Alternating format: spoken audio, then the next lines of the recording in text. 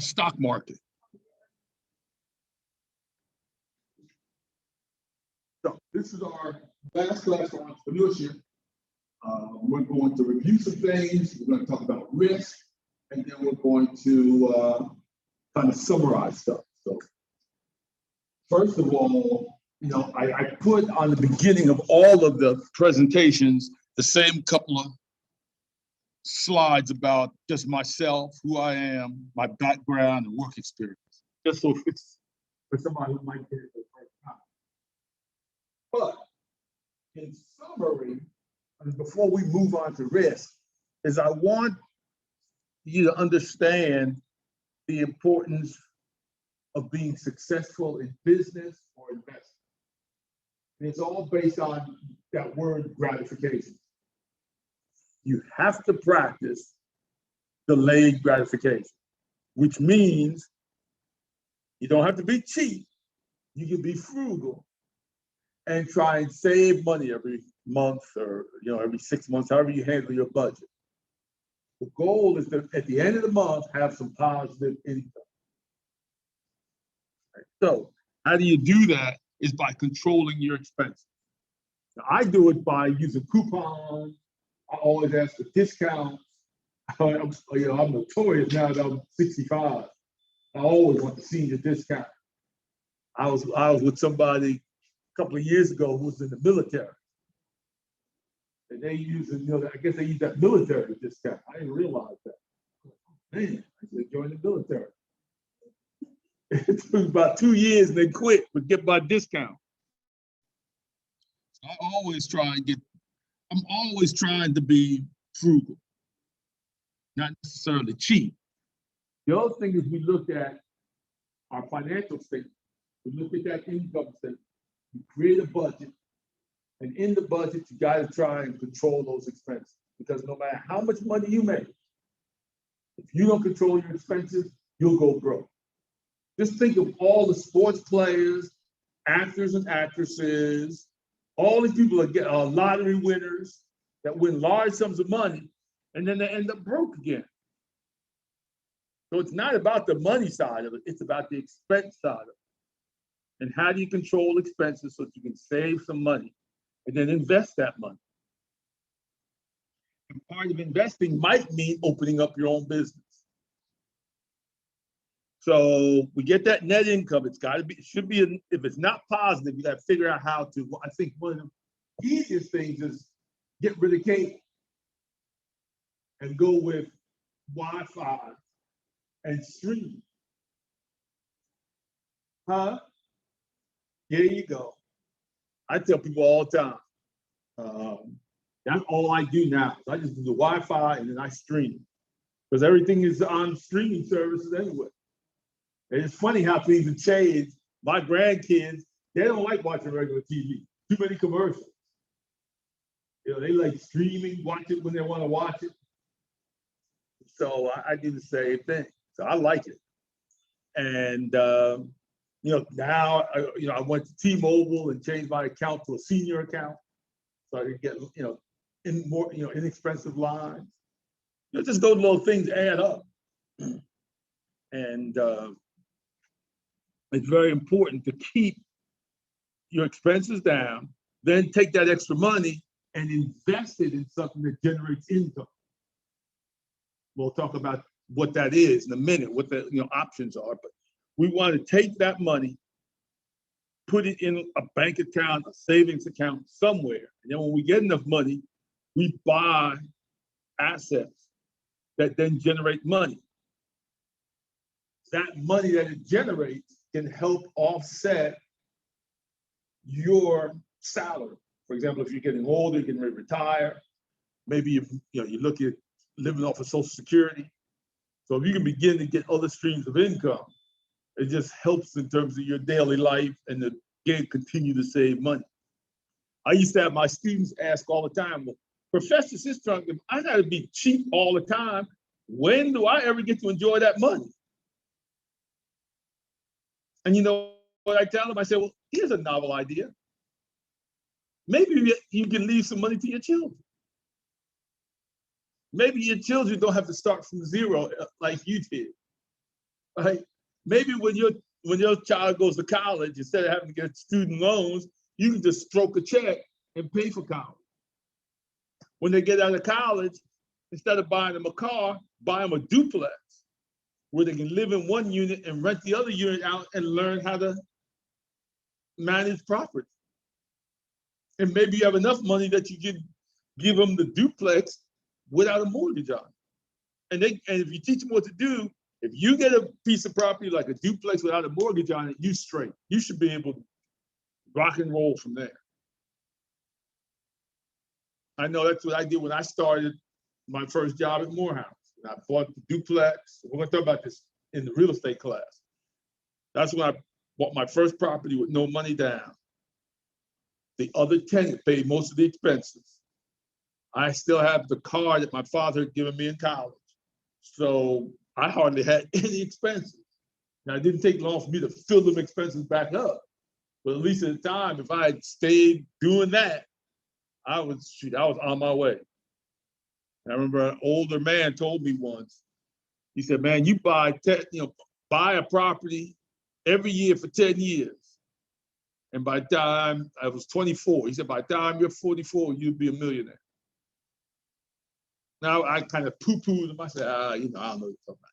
But he was right. If I had done that by the year 2000, 20 years later, those properties in Atlanta would have made me a million. And it's still the same now. It doesn't make a difference. But the fact that you're investing that money is making money. And you just let it build and build and build. In 20 years, you end up with a really nice nest egg. And the key is that budget. Not just the revenue side, but again, the expense side of that budget. And one of the things in the class I teach, we actually, as a class, create a budget for a student graduating from college. What would their budget look like? And let me tell you, in the 35 years I did it, we never had a budget that had a positive number. We always start, I said, first question is, what's the best salary you could get coming out of college? What would it, if they offered you this money, you would take it? Right, but we would come up with a number, depending on the generation, the decade. But we might have to say $50,000. Yeah, I'll take a job for 50. All right, well, you take 50 or something, it's like $4,200 a month. But then once you take taxes out, Social Security and all that stuff, you'd have to about 3,000, 3,200. And then once you start talking about car, where you want to stay, clothes, food, before you know it, they broke. And I said, that's the problem. So, but you gotta have a budget, so at least you know where you're going. But what I really want to talk about, is risk. What is risk? Risk is a negative. What's the chances of something negative happening? Whatever that is. I say, by not investing in assets, by not opening up a business, that's more risky than trying to open up a business. Most entrepreneurs who open up businesses, they fail in the beginning. The failure makes them better.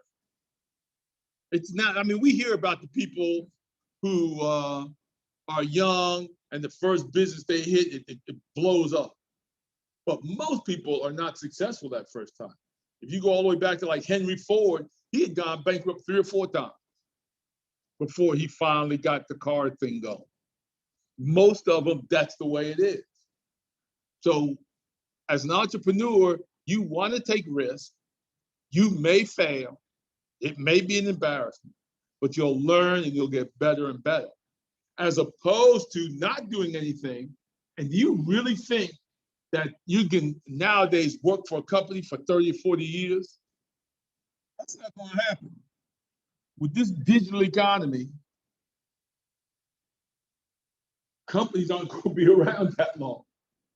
or the job changes. You know, before you know it, you're gonna have robots doing stuff. I remember my wife took the class, the Morehouse class, they went to South Korea. And she ran up on a McDonald's, this years, decades ago. She ran up on a McDonald's that was almost autonomous. What I mean by autonomous, they had a robot back there cooking the food. They had a robot then put the food together, you know, the burgers and all that kind of stuff, wrap them and then slide them down. And they had, like now you see the McDonald's with the big touch screens, the boards, that's what they had there. So the only people who were working there were people to get you ordered the food and pay with the credit card, then go up front. And then when you went to pick your food up, all they did was bag the food that the robot did and hand it to you. That was it. That was 15 years ago, probably, maybe more longer than that. Yeah. She said that South Korea, man, they were way advanced in the United States. Right. It was in South Korea. So we see like the screens are coming, you know, eventually, then my wife was saying, you're going to see the robots. I've seen them in other locations before, not McDonald's. I was at a place once where I saw the robot arm cooking hamburgers for people. Oh, they had one that was making drinks. It was a robotic bartender. So it's only just a matter of time. We deal with risk every day. Driving the car, shoot, even getting up in the morning. And like I tell my students, asking someone on a date. You go to a party and you see the prettiest woman at the party sitting over there by herself. Would you go over there and ask her for a dance or ask her out or talk to her? And I used to tell students, guess what? If you don't ask, the answer will always be no. The only way you're going to ever get a yes is you have to ask them. So it's the same thing about taking any kind of risk. If you don't ask, you'll never get. If you want to have your own business, if you want to be successful, you got to go out there and try. You might fail, but just like you might ask that young lady sitting over there to dance or something, she might say no. See, when I was young, you know, when I was in college and stuff, if they said no, it would devastate me. I'd go there and I'd just be like, oh man, I'm going home. And I had good friends. They would ask every woman in the room. But guess what? They end up dancing. And a lot of times they end up, you know, going out with them later on. So they always had dates and stuff. But that was because they were asking. Because most women are not going to come up to you and say, man, you know, some guy, oh, you're fine, you know, can you take me out or something? Can I take you out? And women don't do that. So they might be interested in you, but if you don't approach them, you'll never know. So it's the same thing in business, right? If you've got an idea, if you don't try that idea, even on a small scale to see if it tested, see if it worked, if you don't try, it will always fail. You'll never succeed unless you try. Sometimes we sit there and we kind of get paralysis by analysis. We sit there and we try and analyze everything that could go wrong. Sometimes you just have to go up there and just stop thinking about the pickup line. Just go up there and ask that pretty lady to dance. So sometimes you got a business idea that you think, just go out there and try it. Don't sit about, well, you know, this and all that, and I got to research it. Go try it. You'd be surprised how many people get wealthy or are successful because they just went out and tried it, and boom, the daggone thing just blew up. And they just kept going. But if you don't, you don't ask. So also dealing with risk is what we eat. You know, me being diabetic, I gotta watch what I eat. And if I don't watch what I eat, I'm in trouble. So every decision we make has risk. And we just have to take that into account. So delayed gratification has risk. Again, we're saving money for the future, right? We're investing in our future. We're investing in our kids' future. there's a possibility we don't have a future. Something could happen.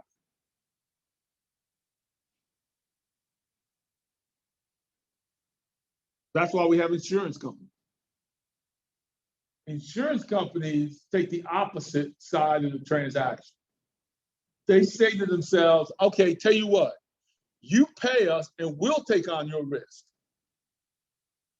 So if you have a car accident, the house burns down, you get sick, they'll take care of the bills. You just pay them for that, a monthly or quarterly or annual policy amount every month or whatever the period is. So you buy insurance to protect yourself against that risk. There's an insurance policy for just about anything. So, you know, they've got all kind of exotic policies. Basically, as you know, we have probably health and life and car insurance, homeowners insurance, basic things to protect ourselves. But entrepreneurs, to really be, I wouldn't say to be a real successful entrepreneur, you've got to be willing to take a risk. You know, most entrepreneurs are, some of them will roll the dice, put it all on the table. It's like playing poker, blackjack, or the roulette. They say, I got a feeling the red's getting ready to hit. Put it all on red. Some people are like that. My brother-in-law was a big time blackjack player. He played a lot of blackjack. I remember when he came here to Foxwoods to visit. And I asked Richard, I said, well, you know, he's coming to visit. Can he get, you know, maybe a room or something? They said, well, what you have to do is they're going to check his gambling and stuff and see what he's done before to decide, his play, decide what he's going to, what they're going to do. Man, that rascal came here. Next thing I know, he had a suite. They made him like a diamond member. I'm like, man, I didn't realize it at the time. I'm like, wait a minute, what? How much gambling do you do? And that's what my sister told me. Yeah, he rock and roll. I mean, he gambles heavy blackjack to the point that one time he had a winning streak and had enough money to buy a car. So he spent big, big money. And I never realized that. I just didn't. But he's into blackjack big time. So he's a risk taker. He likes taking risks. He was a high school football player. I mean, football coach. He was a player too, but he was a coach and was very successful in high school as a coach. Warren Sapp was one of his students, but he sent a lot of players to the NFL. He was in one of those schools where they had a lot of talent. So he did extremely well. And he played defense. He liked to take risks. That's just the way he was. He's a very, very interesting guy. But the higher the risk, the higher the reward. So you got an idea, you're going to take a risk. Majority of times it may fail, but the fact that you keep playing it, doing it, eventually you're going to become successful, and it only takes that one time. So think about that. It only takes one time.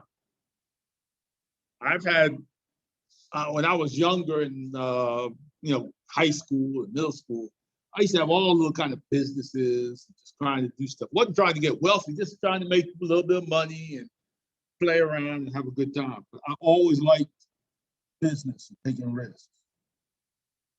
The key about risk is you can manage your risk. For example, you driving the car, put your daggone seatbelt on. Drive the speed limit. Don't act crazy like me. Slow down a little bit, relax. I can tell I'm getting older now because I'm not getting speeding tickets anymore. So as I said, I guess I'm getting at that point, that age. You got to be able to manage your risk. You can do that. One of the things we used to do in class is I used to show them how to analyze sports so that you could bet on sports. And we would look there and get analyze and figure out how much risk we need to take for the kind of return. You know, I like playing it safe. I like to play, but it's like in roulette, I like to play roulette.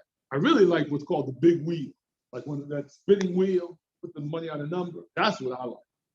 But they got an electronic version called the big wheel, and I like to play that. I like to play roulette a little bit, but I play in such a way that I don't play to say, oh, to go against something. If I see the numbers running a certain way, I bet with those numbers. Instead of saying, ooh, it's been red 7 times, let me play black. No, I'm gonna put, hey, let me go and see if I'm gonna get it. So it's just kind of like, your personality and how it works. But when managing risk, you have that raw data. And then that raw data is analyzed and it comes up, you come up with information. So let's say we wanted to buy a house, we wanted to buy a piece of rental property. We can go nowadays online. It's probably the here city. So you probably go into the city database and you can pull up information about sales of properties and get that raw information and then analyze it to figure out what's going on in the market. Right now, prices are high. It's outrageous, but it's going to cycle. And when prices are really low and people are struggling, that's when I'm going to come in and buy property. So I wait. I tell people I wait for a certain market, certain type of situation, and then I jump in, I pounce. But right now, it's not a good time for me to be buying property because people have multiple offers. I don't like it when people are stressed out, they're trying to sell, they're gonna get rid of the property, see if I can help them out. By managing your risk and understanding how that works, you can have more success in whatever you do, whether it's in your life or in business. So the question becomes, how much risk are you willing to take? So we're going to spend a few minutes here and we're going to play a game. And I want to see how much risk you're willing to take to see how this game goes. The game is, and they used to come here, deal or no deal. Deal or no deal is a great game for judging people to see how much risk they're willing to take. And it's a combination of, for example, some people might think $10,000 is a lot of money. Some people might think $100,000 is a lot of money. And some people might think $1 million is a lot of money. So depending on what they perceive money is worth, people then perceive what's the chances of me, okay, I got this money, of losing it by making the wrong decision. Or do I take a chance and go at it? Which kind of relates again to gambling at the casino. Right? You blackjack, you maybe won 4 or 5 hands in a row, you rolling, you're making a lot of money. Do you keep playing until you lose it all, or you get up, go get something to eat, and say, hey, I got that win streak, let me pocket that money. So it's the same thing here.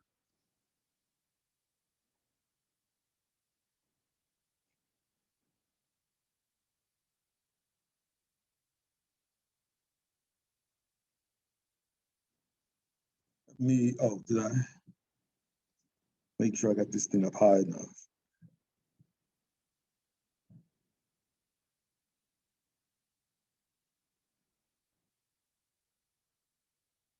You may have to turn the volume.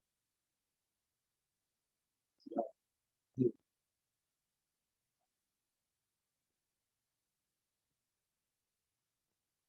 Can you? No.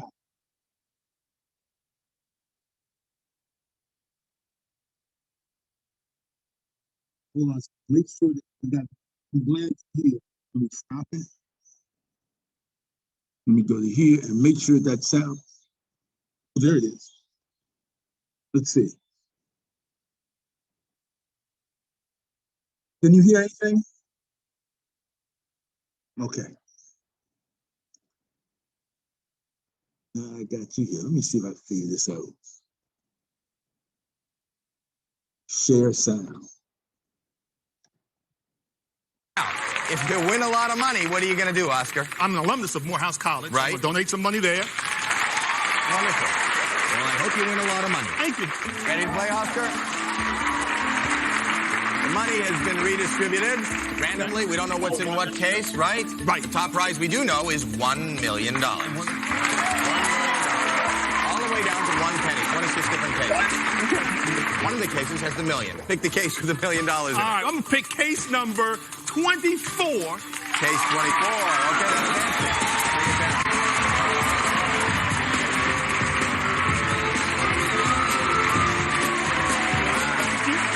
Bring it down. That's my lucky number. Is there a reason this is your lucky number? Yeah, it's the years my wife and I have been married. Right. We want to find out what's in it. The way to do that is by opening those cases. Whatever in those cases is not in your case. Let's start by opening 6. Case number 17. Number 7. Janelle, open the case. $10,000. Not bad. $10,000 off the board. Not in your case. 5 more cases to open. 5 more. Number 1. Number 1, Claudia. Claudia, open the case. Okay. Not that great, Nope. but That's our all right. top amount still on the board, including $1 million. 4 more cases left. All right. Number 8. Okay, Pilar, open the case.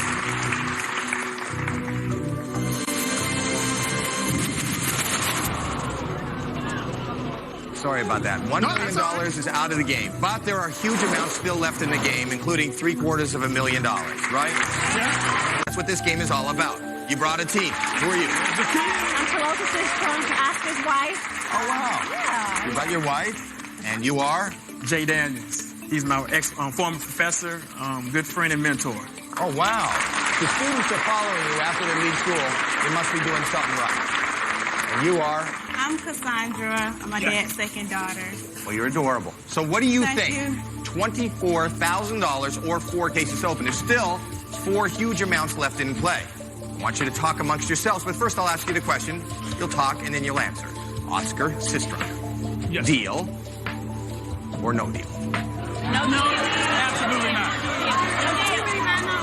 You know how this banker says he wants to talk about going to school. Well, let me say something. Take him to school. I'm going to take him to school, all That's right. No deal. That's No right. deal. It's all right. Not great. It's okay. $750,000 off the board, but there's still $400,000 in play. You have a 1 out of 6 chance of having $400,000.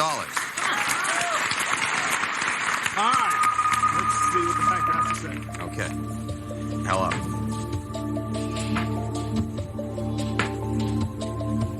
All right. He said, let's see who the teacher is and let's see who the student is. Yeah, all right, I understand. The offer dropped $33,000 and 1 case to open. You have a 5. All right. There are 6 cases left and only one big number, 400,000, $33,000. You can calculate the chances of something bad happening, which would be for me to pick that $400,000 case. Now, the $400,000 case could be the one I have. But let's say worst case scenario, it's one of the 5 cases that are still up there. So we have a 1 in 5 chance, or 20% chance that something bad will happen. So it's a 20% risk.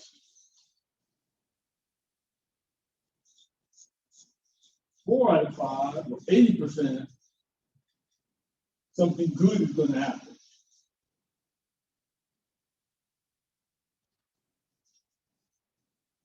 $33,000. What do you do? What would you do? Okay. You take 33, given that risk. And that's good, there's nothing wrong with that. Okay? Because that. Exactly. That's right.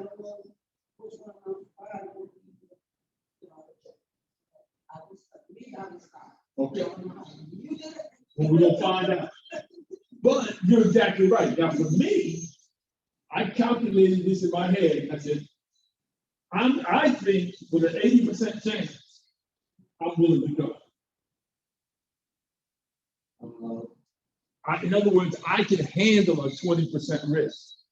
Even though I may pick it this time, over time, I'll take any opportunity if I can get an 80% win. 5 out of 6 chance of opening anything but that huge amount. No deal. You didn't come No here deal. today. No. Yeah, money don't make money. No deal. Okay, let's see. I've only got one big number left.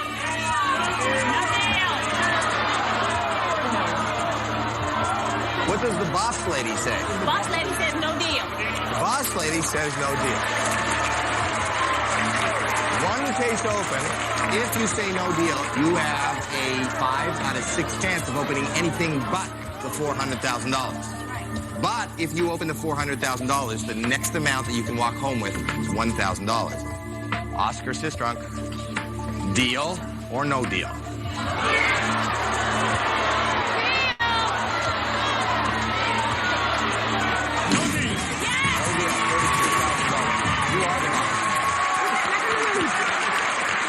$33,000 gone. One case.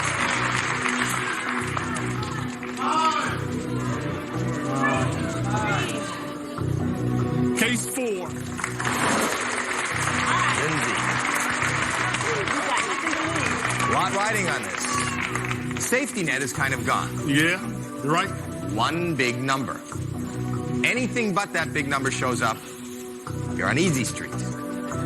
That number goes away, it's disaster. Well, you know, I teach entrepreneurship. Right. And life is about risk and reward. That's Right. You don't get reward if you don't take a risk. That's Well, you took the risk. We're going to take a risk. We'll see what happens. It's up to number 4 there. If there's anything but the $400,000, in Lindsay's case, we will see the reward. Lindsay, open the case. Woo! Penny, come here, Penny. Oh, yeah.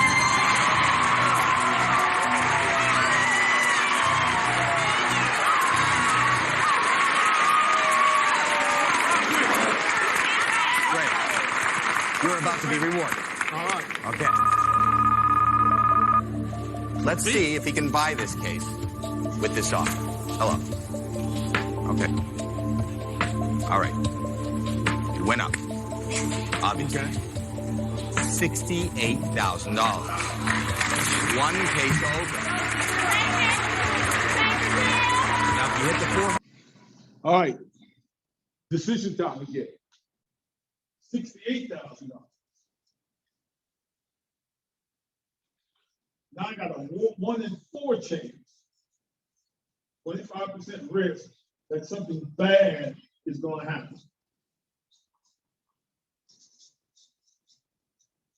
75% chance something good is going to happen. So I calculated in my head while I'm thinking. Again, I'll do all day if I can get 75% win.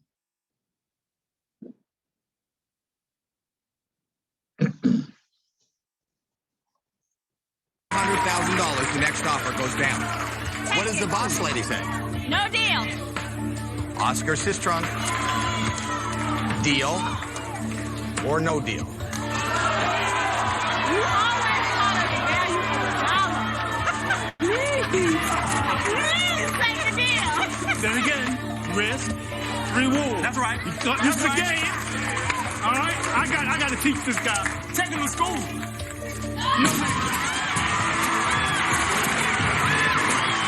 You know, let's do this. Yeah. That's fair. Get the book. Get the book. Let's go to school. Oscar, one case. All right. Double deuce. 22. That's right. That's right. Let's go. This is huge. You ready, teacher? I'm ready. I'm going to take a recess, and then I'll open the case. We'll be back. Okay, the Lucky Case game is now over. It's time to reveal the Lucky Case. Let's see where America... Oscar System. Professor Oscar System. Before the break, you chose case number 22. The disparity between $400,000 and the next highest amount, $1,000. That's huge. When you talk about risk, Oscar, this is the ultimate in risk on Deal or No Deal. Donna? $5. Please. Open the case. $5. $5. Don't open it. It's not $5. No, it's not.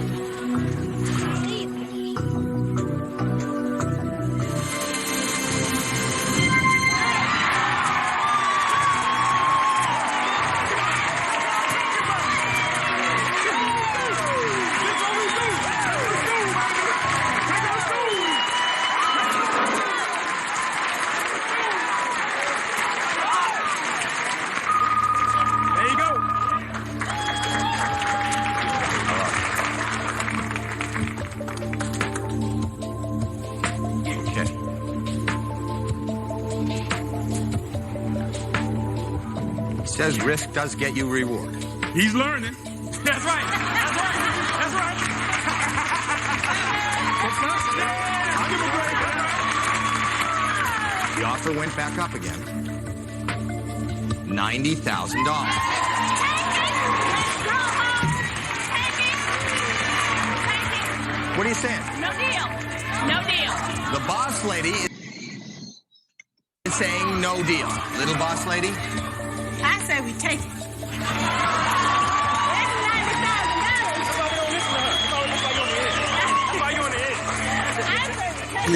So you have kind of a split decision here. If you knock one more out and it's not $400,000, the next offer skyrockets. If you knock the $400,000 out, you can walk out of here with $75. All right, here we are again. You want a great chance. Man, and what was 90,000?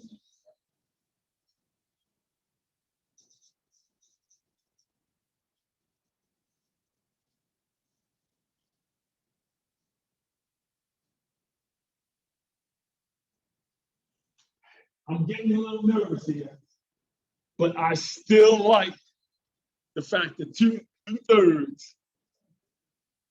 Right. So I'm a risk taker. Exactly. It's all up to you, Oscar. Oscar Sistra. Get money, don't make money. Deal or no deal?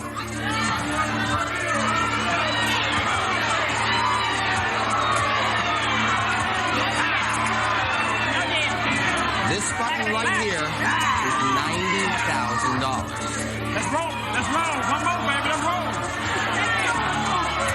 How about boss lady? No deal.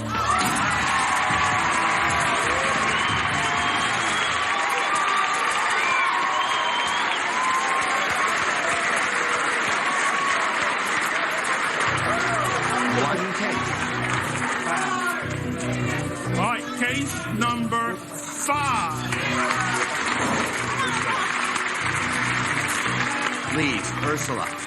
This is a tremendous amount of pressure. Are you ready, Ursula? I'm ready. Are you ready? You I'm ready, ready. Oscar? I'm ready. Ursula, open the case. You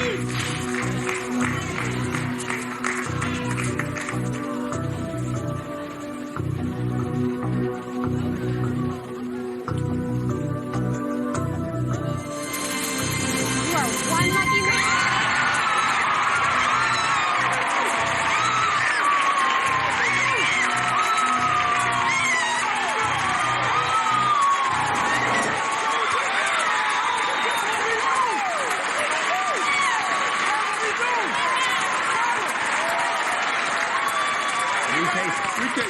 One of them has 400,000. Oh, he calling. He calling. Hello.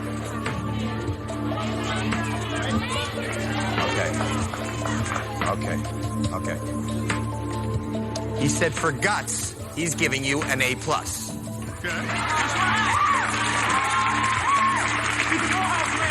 He's a Morehouse man. Right, he's Morehouse man. At this point, I'm sure there's a lot of people in America who want to enroll in your college. That's right. How far does this risk go? The offer right now is $137,000. 137. 3 cases left. You have a 2 out of 3 chance of having anything open. All right.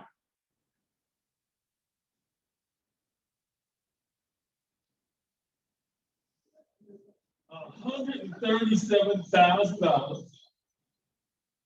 There's really only 2 to pick, assuming it's updated.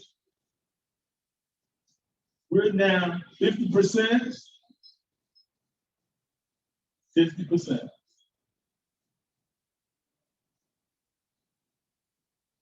But remember how we talked about you can manage risk by understanding the data and the information. Before I went on the show, I called a friend who happened to, this is the first season of the show, but he had seen some of the earlier shows. And he told me something that I remember. He said, when they put the board up in the beginning, the numbers are random. So therefore, the big numbers, the 7 big numbers, 100, 2, 3, 4, 5, 6, they have to be random throughout the case, right? They have to be spread out. If you remember earlier, when I picked number 1, there was $500,000 in it. I went to number 8 because I assumed that has to be a low number because that was it was $1 million. That's why I was shocked. I said, oh man, wait a minute. Why would there be 2 numbers right next to each other? Right, but guess what? There's 2 numbers up on the stage, 23 and number 3. Number 3 is close to number 1 and close to number 8. I'm saying to myself, I think number 3 is a low number. I just can't imagine 3 big numbers being grouped together like that. So even though it's a 50-50 chance, I'm saying I'm kind of tilting towards doing this because I think number 3 is a low number. Just based on what my friend said and what I saw was the board was playing out. So I can really tilt these odds if I have some knowledge and some data, some experience. Now, the other thing that kicks in is I knew that everybody in Morehouse College was watching this, my boss and everybody. $137,000. If I'm wrong, I walk out here with $75. Could I be showing this in class for the next 20 years, showing how I messed this game up? So that's an added risk to me. And then finally, this happens. About the 400,000. You have a 33 1/3% chance of having $400,000 in this case. You go for it? Oscar Sistrom. Deal or no deal?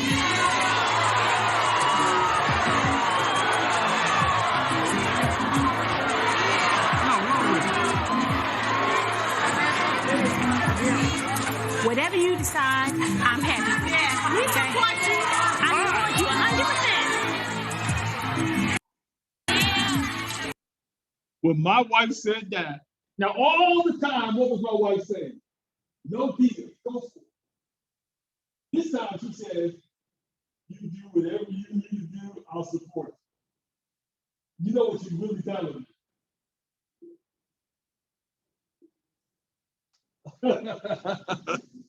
I've been married 24 years. I do exactly what Whatever you risk, decide, I'm happy. reward.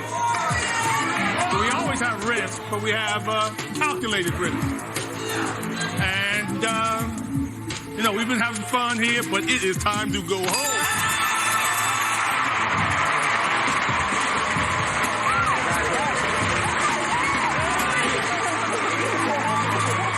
Okay, you're going home with a lot of money. But did you make a good deal? Had you said no deal, your next choice would have been... 3. Lisa, open the case. Thank goodness you took that deal, Oscar, because I was about to call you Nutty Professor if you hadn't.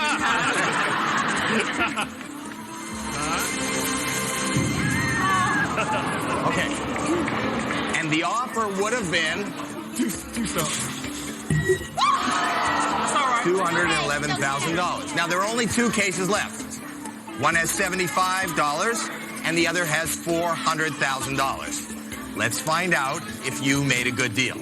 Oscar, you made a great deal.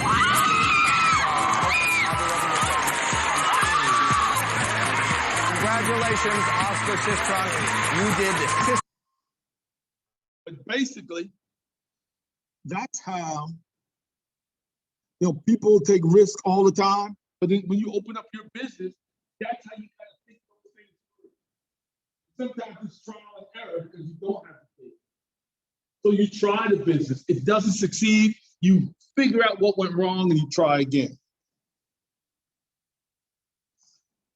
Why? Because it's riskier not to invest.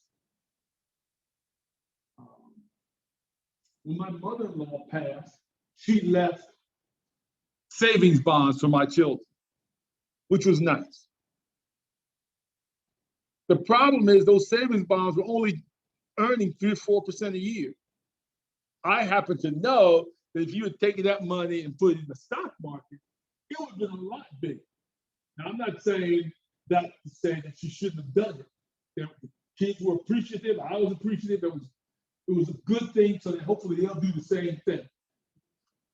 But you sit there and say, we know back then, with her growing up she was born in 1928, growing up in the 30s and 40s, in the South Carolina, being Black, dangerous, just learning to save money, which she was always a saver. And saving it for her grandkids was great. So I'm not going to argue that. It's just that now we know, how do we save that money? How can we earn a higher interest rate? So that at the end, we have more money. But one thing we do is we talk about how we've got to take a risk to grow that money that we have, that we're saving. And I recommend that people, when you put in, don't buy assets that depreciate. Don't buy with debt. Let me put it this way. Don't buy with debt assets that depreciate, like a car. If anything, buy an older car, or maybe a dealer's has those previously owned cars or cars that they use as demo, and try and get a good deal, save money, pay cash for it. But to use any loans, anytime you take out a loan or anything, you use that to buy an asset that generates money, like this. So I always recommend we figure out, save money. If we need a car, we try and get a cash car. If we need money, we need clothes, we try and get deals and discounts. But if we're going to take on any debt, whether it's credit card or anything, is to buy something that appreciates. So they'll pay the loan and the interest off. So we don't want a car loan, but we'll take a mortgage. Right? So if we got income producing property, yeah, I'll take a loan. Guess what? The tenant's paying the mortgage. And I'm just sitting back, letting that thing grow.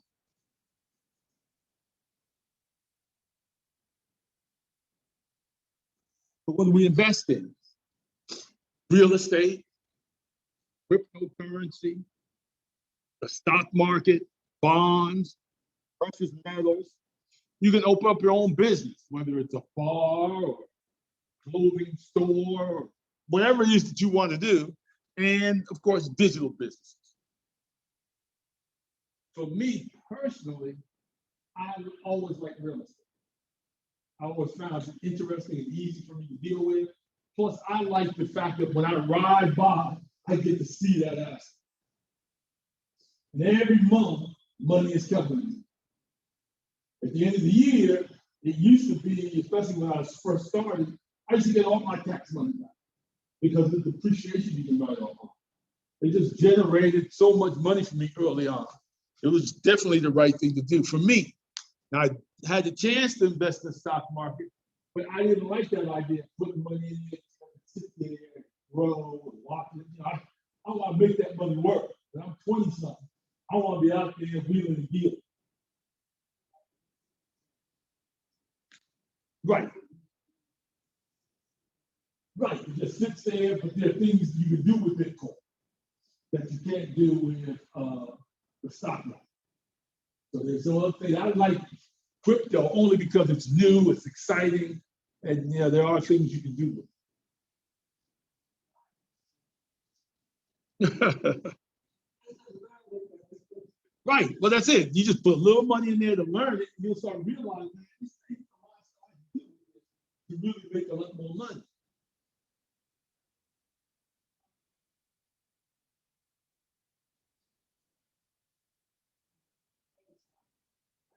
No, GameStop was working with, that was Robinhood, where basically what they were doing is, Robinhood gets a bad rap for it, but that happened to be the platform that they use when they got people together to buy. They started buying the stock, and the stock started running up, and then more people bought it, more people bought it.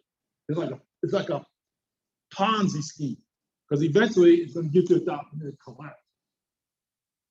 So there's good and bad, but really there was no real value behind GameStop. So we got pressure. So the key is you want to invest in your future in any one of these things. We know that the way the economy is changing, digital businesses are the way to go. Because everything's becoming digital.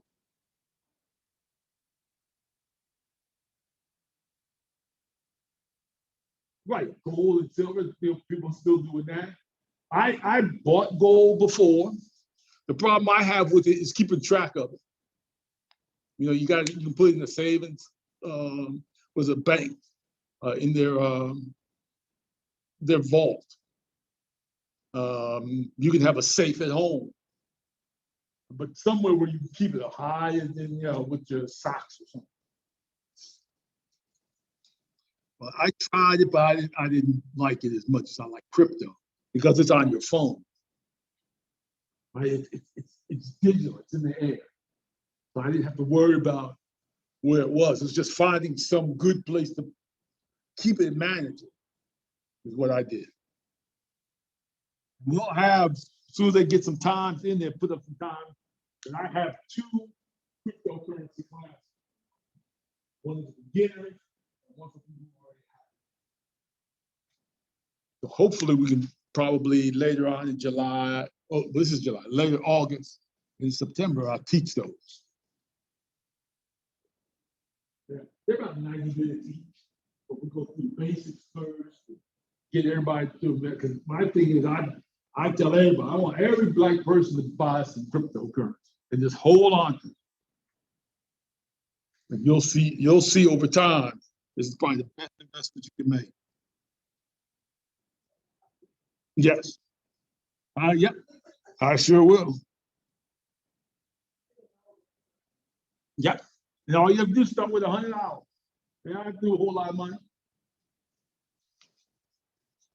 If we look at investing in the world's biggest companies, if we put $100 in back when they initially started. Now with Bitcoin, it started in January of 2009. So it's only been 12 years. But if you put $100 in Bitcoin 12 years ago, you would have $9.2 million. Holy cow. But guess what? You can put $100 in Bitcoin now and end up with $200,000-300,000, if not $1 million, because of the way it's growing. Now it's not going to grow that way forever, but we're still early. And that's one of the things we talk about in the class. Once you understand what it really is, then it's like telling somebody 2015 when Ford comes out with the Model T, it takes off. And then it's 25 years later, you say, oh, it's too late to get invested in the car business. No, it's not. Cars are just starting. And that's what Bitcoin is. No, it's not. It's just starting. And you don't have to buy a whole coin. You just buy a piece of the coin. So you put $100 and get started.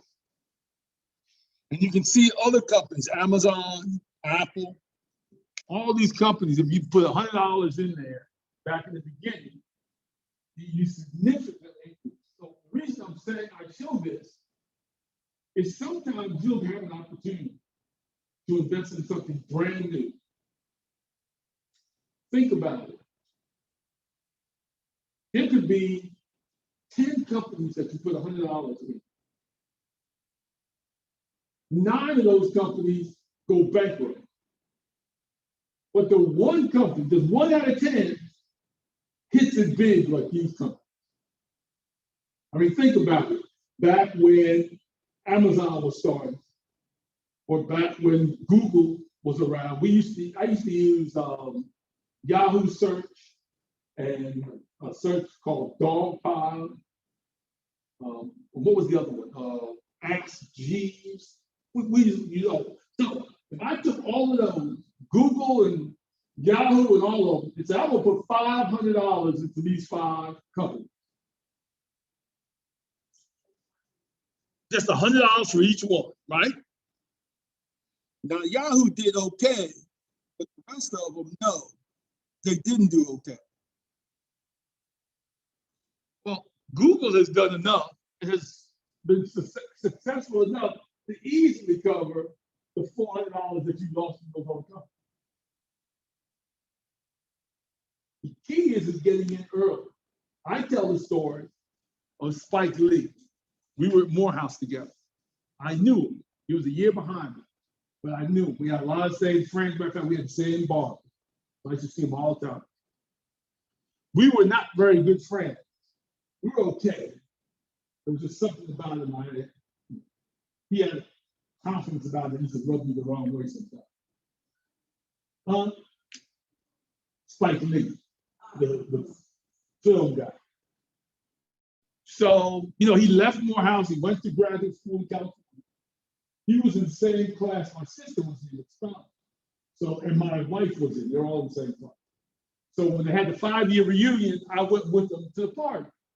When Spike Lee was there, he's sitting talking. Said, hey man, how you doing? What's going on? Went to grad school. He's now out. He said, I'm getting ready to do this movie, and I'm looking for investors. All you need to do is like put $100 in and get a share. So he asked me, would you like to do it? Yeah, I'll think about it and I'll let you know. And I was like, said to myself, man, I ain't putting no money in like that. Black people don't make films. Back then, I was thinking about like Superfly and Foxy Brown, that kind of stuff, right? No, that's not gonna happen. So at the time, 2 students were in my class that knew Spike Lee from back home, and they were actually working with him on the film. So they asked me, they said, Professor Sistrom, Spike had told me that he talked to you to see if you wanted to invest in the movie. And I remember it to this day. And I told him, I said, I'm gonna talk to my wife and see, which is my way of saying no. And I told my wife, I said, man, I ain't giving that dude no money.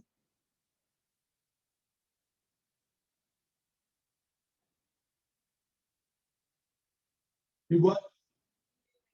Exactly. That was do the right thing. All you do is put $100 in. I blew $100 probably that weekend, taking my wife to the movies and dinner and drinks. right? So what I tell people all the time, and that's not the only one, but that's the one in particular. From then on, anybody who came to me who wants to invest in something, I'll give you $100 just for a piece of it. Why? Because if one of them hits, I'm straight. Because even if it was $100 and I made who knows how much on it, the fact that I had given him money probably meant that when he starts really making these big films, guess who's he's gonna call and say, hey man, you want in? He don't call me that anymore. Now, when he got big and we used to meet at the barbershop, he used to come and speak to my class back through the 90s and stuff, which was really neat. I appreciated that. And the students really enjoyed it. Because by then, of course, he's well known. That's when he started doing those Michael Jordan commercials. Right? So he used to have him come and speak, and it was pretty good. But I always said to myself, God dog it. So sometimes we have to take that risk, and it's a calculated risk, but sometimes you also lose by not doing it, right? How much do you not lose by not putting $100 in that I had $100. It wasn't like I didn't have it. Right. Exactly. And I lost. I tell people all the time, hey, but by then I had 2 or 3 properties. I had money. But I'm like, I'm not, again, in my mind, see, I'm not thinking what's getting ready to happen. I'm thinking of those 70s and Rudy Ray Moore movies, all that craziness. And I said, I don't want to be associated with that. I'm not thinking of all these movies, right? All this stuff that's coming. That who could imagine? It's just like Bitcoin. I used to talk about Bitcoin in my class in 2013 when Bitcoin was $100. And we were trying to debate, I had a class called, Is Bitcoin a Scam? I had a student in the back of the room who said he had Bitcoin back then. He got it in high school. I talked to a professor over at Morehouse, I still know, and he knows that student. And he was telling him that he just created a crypto business and raised $28 million. That by the time he was 24, he was a multi-millionaire.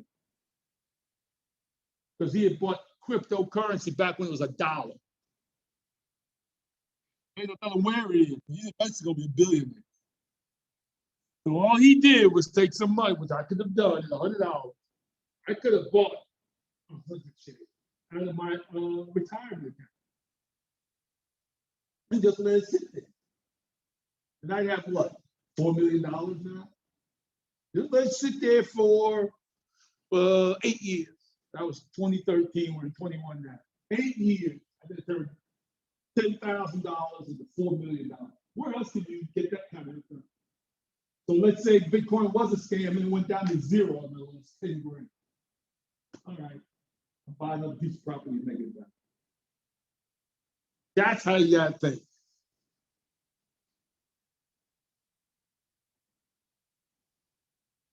So as an individual, you have to build a plan for yourself. Because when you're young, like, for example, when I was younger, it was all about the future benefit, right? I was buying real estate, no money down. I wasn't getting a lot of cash flow up front, but I was waiting for down in the future that this property would grow in value. So when my kids went to college, I could get a loan to just pay college off, right? And remember, my tenants are paying the loan back, not me. And then I get the tax benefits from it every year because I get my big tax refund. So I'm happy about it. But for me, I didn't need the cash up front. I was thinking about that future, that delayed gratification. As we get older, we move into like where I am now, Social Security. I need some business I got cash flow coming. Offset the fact that I don't get a check from more. So now my investments are different. That's why older people, like my mother-in-law does bonds. because they wanted to make sure that they didn't take that much of risk. They couldn't afford a 30-year wait to get their money back. Right now I'm at 65. I'm not gonna buy real estate and say, well, I'm gonna hold it for 30 years. But what I will do though is say, I'll buy real estate, and I think I might buy a duplex for each one of my grandkids. So when they get older, I'm gonna show them how it works. And then when it's time for me to go see my ancestors, I'll will it to them. I'll do that. But I know I'm not gonna be around like, that another 40 years.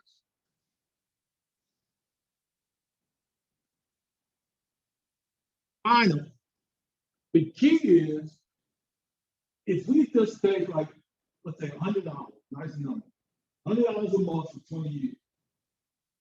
If you look at the return on that $100 per year, that's why it's important that you try and get an investment like Amazon or Microsoft or Facebook, where you're getting a high return. That money, by putting a little bit of money in every year over a long period of time, you're going to end up with a lot larger nest egg. And then if you do use the 401k or IRA, so you get the tax deferment. And then of course, finally, if you're with a company that might match it,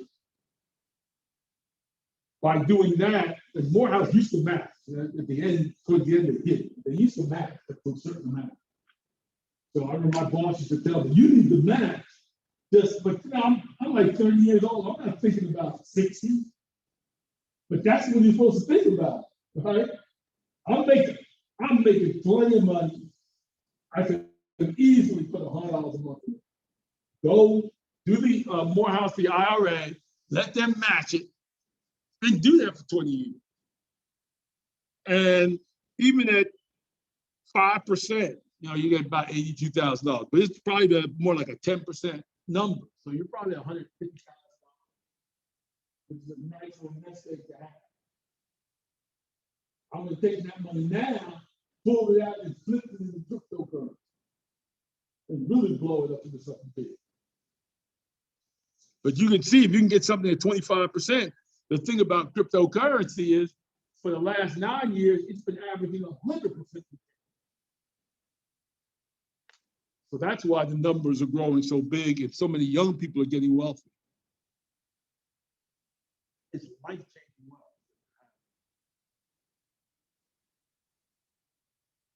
Right, but the key is to get started because we're still early. And even I tell my daughters, it's not necessarily for me, it's for you and your kids. But when that thing does becomes the standard and everybody's using it, the people who got in early.